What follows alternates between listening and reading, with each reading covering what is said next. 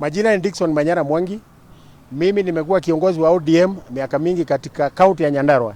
Siku ya leo mimi na hii timu mnaona hapa ambao tumekuwa tunaongoza ODM Nyandarua, tumeamua, tumefunga mambo ya ODM, tumetoka ODM proper, na sasa sisi ni linda mwananchi kama Wakenya wale wengine ambao wanataka kutengeneza hii nchi. Katika maoni yetu tumeonelea hii serikali ni serikali mbaya na lazima ishindanwe naye kikura, tushindane kisera mpaka tuitoe kwa mamlaka.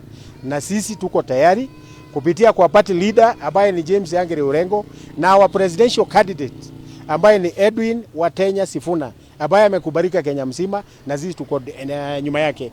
Mkenya wote ambaye ako one term asiwe na shida. Tukisema Sifuna ni presidential candidate, tunajua kuna viongozi wengine ambao ni wataji na ni viongozi waheshimiwa. Wakiongea waelewane, bora si Ruto, tuko sawa.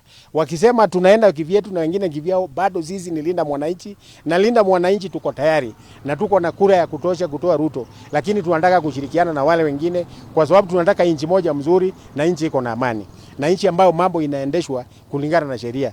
Hata kama mtu wako opposition na akili yake ni kama ya serikali ya Ruto, huyo hatuwezi fanya kazi pamoja.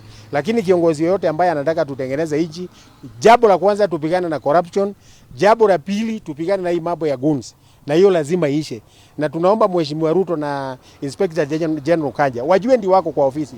Na hata kama wamekasirika na Mheshimiwa Gachagua ama Mheshimiwa Sifuna ama Orengo ama Kalonzo, si jukumu kuachilia Wakenya wasuburiwe na vijana na guni za UDA ama whatever. Hata kama guni ni wa mrengo ingine, lazima watumie sheria wamalize hiyo maneno. Watoto wa Kenya wanataka amani, wamama wanataka amani, wazee wanataka amani. Biashara zinataka amani. Hakuna mahali biashara inaweza endelea kukiwa na fujo.